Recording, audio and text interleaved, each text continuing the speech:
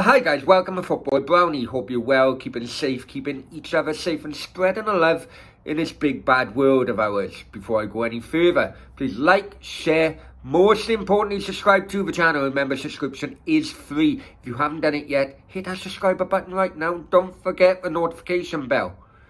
Okay, regular viewers to this channel would know that I really enjoy Simon Jordan being part of TalkSport. I've been a TalkSport listener for many years, more years than I can remember. But in recent years, I'm of the opinion, if it wasn't for Simon Jordan, I would have switched off a hell of a long time ago. Anyway, today he goes on about, and this is what I brought up a few times in the late night shows, the hypocrisy. Look, I am not,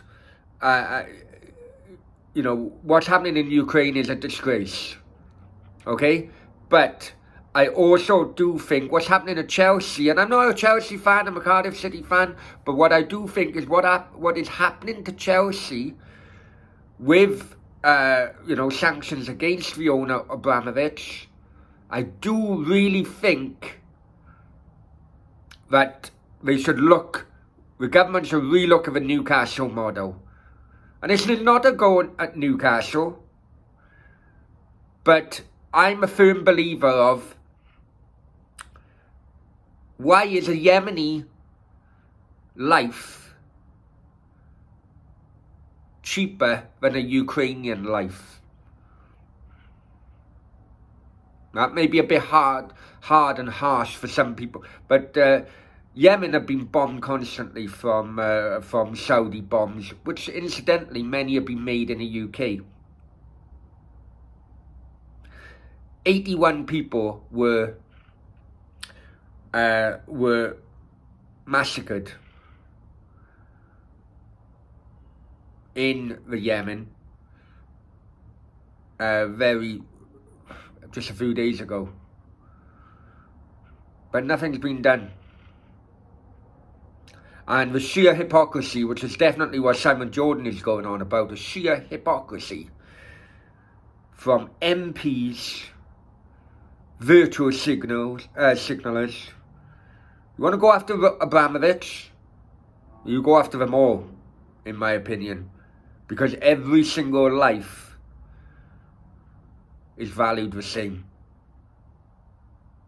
Okay, guys, listen, Simon Jordan, take care. Football per se, it's about football club ownership and how it has been changed and affected, and how people like Eddie Howe and Thomas Tuchel and Pep Guardiola have enjoyed the benefits of the football ownership model that's now being put into question. The difficulty for these guys is that the Premier League is the gateway and the controller of who owns his football club and how these football clubs are owned. Eddie Howe can easily answer these questions. What people are saying is, well, what do you want him to say? And I'm in the camp, what do you want him to say? What do we want him to say? Because how many people would turn around that are the chief executive of Jaguar Land Rover, which is part owned by Saudi state, and say, well, actually, I think it's atrocious what's going over on in Saudi? How many people that work for Twitter or Uber and Snapchat, all of these businesses that have huge investments from Saudi, speak out in such a way against the Saudi regime? What he could say, and what I would have him say, is as a member of a civilized society with Western values, I'm against all human rights atrocities. But I don't work for the Saudi state. I work for PIF Investment Fund, which the Premier League has already determined isn't the Saudi state, hence the reasons why they're allowed to own Newcastle. End of discussion. Journalists will come back and say, well, hang on a second, we all know that the Saudi state is PIF. Hang on a second, media, you seem to be quite happy with the adjudication that the Premier League made about the separation of the Saudi state from the PIF fund, and around we go. We all know, everybody that's grown up and can work the dots going backwards to coin an anachronism from the guy that founded Apple, is that the Saudi state own Newcastle United Football Club. But you look across the hypocrisy. We've got media in this country, The Independent and the Evening Standard, that are part owned by Saudi state. So we need to make sure that our hypocrisy knows all bounds. It is very, very difficult for Eddie Howe or for anybody else to answer questions that they're not equipped for. They don't have the intellectual capacity to deal with it because it's not their skill set. It's not their job. It's not their area of expertise. Well, Tuchel dealt with it. Tuchel got away from it. He turned around and said, I'm not a politician. I don't want anything to do with this. Why keep asking me? He lost his temper. Alison Rudd in the Times this morning. Thomas Tuchel was prepared for the difficult questions and trod very well the fine line between how football pales into significance when acknowledging how the sport can bring respite in times of despair. That's pitting one person against another, because Eddie Howe isn't as adroit and as adept at dealing with it as Thomas Tuchel. Thomas Tuchel blew his stack. He turned around and shouted at journalists last week that I'm not a politician. You have got to stop asking me these questions. But does Tuchel sound like a guy who's done his homework? Tuchel then in the next press conference turns around and says there are far more pressing things in the world than the challenges of footballers, because the question led him into how will it affect the players? He said, well, hold on a second, we're privileged. He took it away from the journalists and said, we're privileged. Don't tell me about the challenges that I've got. The world's got challenges. The Ukrainian people have got challenges. I'll drive a 7-seater bus if I have to. I don't care if He took it away. He used his nous. Yeah. And Eddie Howe will use his nous. The challenge is... But Eddie's flat batting it. Because he doesn't know how to answer the question. He will know how to answer it next time round, because at this moment in time, what we're doing is this wonderful situation where we're not focused on Ukraine anymore. We're now going to go after everybody. Now, we should have thought about this a long time ago. What's happening in the Ukraine is specific to the situation at Chelsea. And because we've now decided, we now want to decide that we're going to go after Chinese owners and Saudi Arabian owners. Well, we should have done that a long time ago. And we should be going after every aspect of business in this country. If we want to deploy that sort of logic, make sure we do it to every business. Make sure every time you log on to Twitter, do realise when you're sending your little tweets out there that it's part funded by Saudi Arabia. When you get into the Savoy Hotel, if you're booking a hotel in London, remember that's owned by Saudi Arabia. Let's make sure that when we're virtue signalling about what other people are doing, and I'm not decrying the human rights atrocities because they do need to be dealt with. Yeah, but we're focusing on the game and the here and now. Yeah, and we're not focusing on the here and now, because the Saudi takeover was a high-profile media event. But that's done. That ship has sailed. Yeah, of course. But who owns Newcastle United? The Saudis do. And here's Matt, a Liverpool fan. This dial has turned because of the Ukrainian war.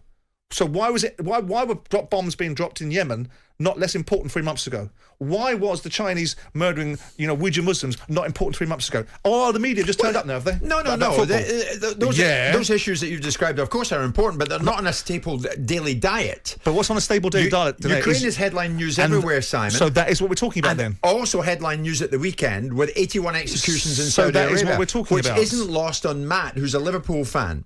Eddie Howe says, Matt, maybe the manager. So his template answer is, I'm the football manager and it's nothing to do with me. Sorry, Eddie, that's nonsense. Now, Matt says, the Liverpool fan, he's happy to take the owner's money, knowing full well the things that the owners are involved in. Yes. So he's not free from criticism. Yes. And absolutely right. And you're happy. So to an extent, says Matt, it's blood money. And people are happy to drive Jags and Land Rovers. People are happy to go and bank at HSBC. People are happy. Dons at Oxford are happy to take money from the Saudi Arabian state. And so what we should do, get all the Dons at Oxford and Cambridge to come out, all the academics at London School of Economics that are taking massive donations from the Saudi state, they must come out and talk as well. Why has it got to be some, with due respect, inexperienced, not at the top of the food chain as far as intellect, football manager to do this? It's in the sports section of the Telegraph. It's in the sports section of the Times.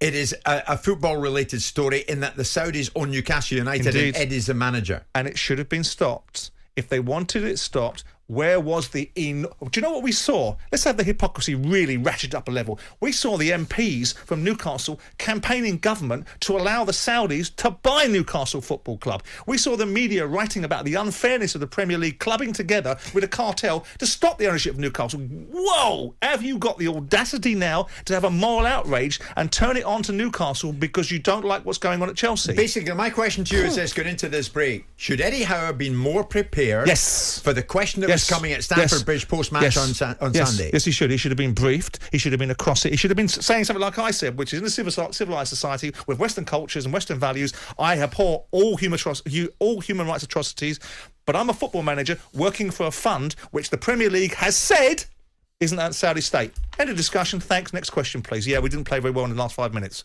Let's put it out there. Should Eddie have been better prepared?